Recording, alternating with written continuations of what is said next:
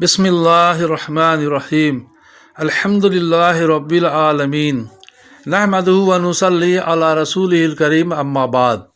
السلام علیکم ورحمۃ اللہ۔ میرے محترم بزرگوں، دوستوں، عزیز ساتھیوں اور معزز خواتین، آئیے عورتوں کے دینی جذبے کے واقعات میں سے نمبر 7 کا مطالعہ کریں انشاءاللہ۔ درود شریف پڑھ لیجئے۔ اللہم صلی علی محمد النبی الامی وعلی آلہ وسلم تسلیما کثیرا کثیرا۔ حضرت ام حرام رضی اللہ عنہ کی غزوۃ البحر میں شرکت کی تمنا۔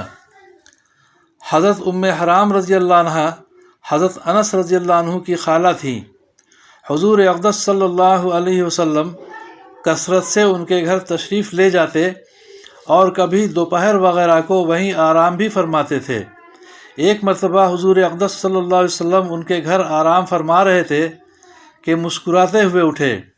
ام حرام رضی اللہ عنہ نے عرض کیا کہ یا رسول اللہ صلی اللہ علیہ وسلم، میرے ماں باپ آپ صلی اللہ علیہ وسلم پر قربان ہو، کس بات پر آپ صلی اللہ علیہ وسلم مسکرا رہے تھے؟ آپ صلی اللہ علیہ وسلم نے فرمایا کہ میری امت کے کچھ لوگ مجھے دکھلائے گئے جو سمندر پر لڑائی کے ارادے سے اس طرح سوار ہوئے جیسے تختوں پر بادشاہ بیٹھے ہیں۔ ام حرام رضی اللہ عنہ نے عرض کیا، یا رسول اللہ صلی اللہ علیہ وسلم، دعا فرما دیجئے کہ حق تعالی شانہ مجھے بھی ان میں شامل فرما دیں۔ حضور صلی اللہ علیہ وسلم نے ارشاد فرمایا، تم بھی ان میں شامل ہوگی۔ اس کے بعد پھر حضور صلی اللہ علیہ وسلم نے آرام فرمایا اور پھر مسکراتے ہوئے اٹھے۔ ام حرام رضی اللہ عنہ نے پھر مسکرانے کا سبب پوچھا۔ آپ صلی اللہ علیہ وسلم نے پھر اسی طرح ارشاد فرمایا۔ ام حرام رضی اللہ عنہ نے پھر وہی درخواست کی کہ یا رسول اللہ صلی اللہ علیہ وسلم، آپ دعا فرما دیں، میں بھی ان میں ہوں۔ آپ صلی اللہ علیہ وسلم نے ارشاد فرمایا کہ تم پہلی جماعت میں ہوگی۔ چنانچہ حضرت عثمان رضی اللہ عنہ کے زمانہ خلافت میں امیر معاویہ رضی اللہ عنہ نے، جو شام کے حاکم تھے، جزائر قبرص پر حملہ کرنے کی اجازت چاہی۔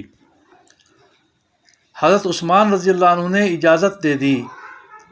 امیر معاویہ رضی اللہ عنہ نے ایک لشکر کے ساتھ حملہ فرمایا جس میں ام حرام رضی اللہ عنہ بھی اپنے خاوند حضرت عبادہ رضی اللہ عنہ کے ساتھ لشکر میں شریک ہوئیں اور واپسی پر ایک خچر پر سوار ہو رہی تھیں کہ وہ بدکا اور یہ اس پر سے گر گئیں، جس سے گردن ٹوٹ گئی اور انتقال فرما گئیں اور وہیں دفن کی گئیں۔ فائدہ: یہ ولولہ تھا جہاد میں شرکت کا کہ ہر لڑائی میں شرکت کی دعا کراتی تھیں، مگر چونکہ ان دونوں لڑائیوں میں سے پہلی لڑائی میں انتقال فرمانا متعین تھا، اس لیے دوسری لڑائی میں شرکت نہ ہو سکی، اور اسی وجہ سے حضور صلی اللہ علیہ وسلم نے اس میں شرکت کی دعا بھی نہ فرمائی تھی۔ اللہ تعالی ہم سبوں کو سمجھ بوجھ کے صحیح دین پر عمل کی توفیق عطا فرمائے، ہم سبوں کی پریشانیوں کو دور فرمائے، اپنی مدد شامل حال فرمائے، دونوں جہاں کی عافیت عطا فرمائے، آمین یا رب العالمین۔